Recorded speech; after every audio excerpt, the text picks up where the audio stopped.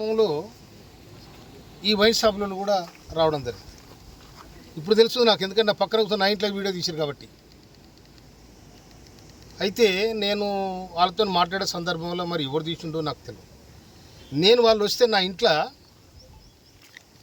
ఇంట్లో వాళ్ళకు ఛాయ్ ఇచ్చి మంచినీళ్ళు ఇచ్చి మర్యాద చేసి నా దగ్గర కూర్చొని పెట్టుకున్నాను. ఏ ఎమ్మెల్యే కూడా కూర్చొని పెట్టుకోడు. వీళ్ళు నా దగ్గర కూర్చొని పెట్టుకుంటే నేను ఛాయ్ ఇస్తే నా ఛాయల్ని ఇసం పోసిరు, వాళ్ళని ఛాయ్ ఆగిపోయారు. ఇది తీన్మార్ మాలిగాడు చేసిన లెక్క. ఇది వాని మనసులు ఇవాళ ఒక మందుల సామెలంటోడు నికారసన ఉద్యమకారుణ్ణి ఇవాళ తుంగతుర్తి ప్రజలు నన్ను దీవించి ఈ విధంగా గెలిపించారు. నన్ను డ్యామేజ్ చేయడానికి, నా మీద బ్లాక్మెయిల్ చేసి నాతో డబ్బు తీసుకోవడానికి టీఆర్ఎస్తో కుమ్మక్కై నేను లిక్కర్ దందా చేసినా, లేక భూముల దందా చేసినా, ఏం దందా చేస్తా నేను? నా దందంతా ప్రజలతోనే, నా జీవితం ప్రజలతోనే బతికినాను నేను. అందుకోసమని నాతో డబ్బు లేని నాడు జనము మొన్న ఎన్నికలలో నాకు సందాలు ఇచ్చి గెలిపించుకున్న ప్రజలు. అటువంటి చిల్లర దందాలు నేను చేయను. కానీ చిల్లరేషాలు వేసి ఇవాళ ఎవడైతే నా మీద వీడియో తీసుండో వాడు పోయి ఇవాళ ఆ తీర్మానం మళ్ళీ స్టూడియోలో కూర్చున్నాను. మరి అతను చేయించినాడు అనుకోవాలా, ఎవరు చేయించినాడు అనుకోవాలా నేను? అందుకోసం దీన్ని చట్టపరంగా ఇవాళ ఒక దళితుడు, ఒక మాదిగ వ్యక్తి రాష్ట్ర ప్రభుత్వంలో ఉండడం ఇష్టం లేదా? బీసీలు అంటారు, ఎస్సీలు అంటారు, ఎస్టీలు అంటారు, సామాజిక న్యాయం. ఎక్కడ పోయినా సామాజిక న్యాయం ఇదేనా? బ్లాక్ మెయిల్ రాజకీయాలా సామాజిక న్యాయం ఇదేనా? ఇది కాదు కదా. సమాజం ఏమనుకోవాలి? దమ్ముంటే తుంగతుర్తి గడ్డ మీదకి రా,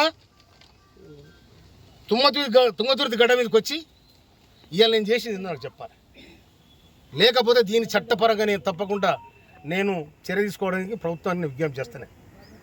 నా ఇంట్లో తిని నా ఇంట్లో ఇష్టం కలిగిపోతే ఇంతకంటే ద్రోహం ఏముంటుంది?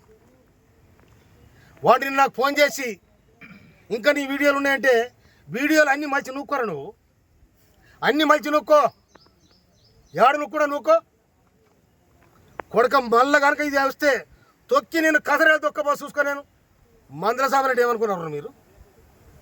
నేను మా కార్యకర్తలు దలుచుకుంటే న్యాయం కోసం తుంగతుర్తి పోరుగడ్డ కొట్టని గడ్డ ఇది. కానీ మమ్మల్ని బ్లాక్మెయిల్ చేసి, మమ్మల్ని చీటింగ్ చేసి నా ఇంటికి వచ్చి నా దగ్గర తిని నాకు వీడియో తీపిస్తారా మీరు? నేను ఇవాళ సమాజంలో ఒక మార్పు రావాలి, గుర్తింపు రావాలి, ఒక సమాజం ఈ విధంగా ఉండాలని ఇవాళ కాంగ్రెస్ ప్రభుత్వం, ఇవాళ రేవంత్ రెడ్డి ప్రభుత్వం మేము విజ్ఞప్తి చేస్తే మాకు ఏబిసిడి వర్గీకరణ చేసింది. మాదిగ మంత్రి కావాలని కొట్లాడినా మేము.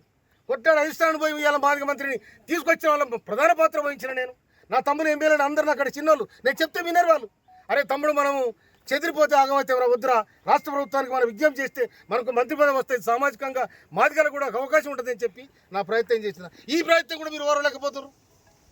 మీరు ఓర్వలేకపోయినా ఓరుతున్నారు, అది నీ కర్మ.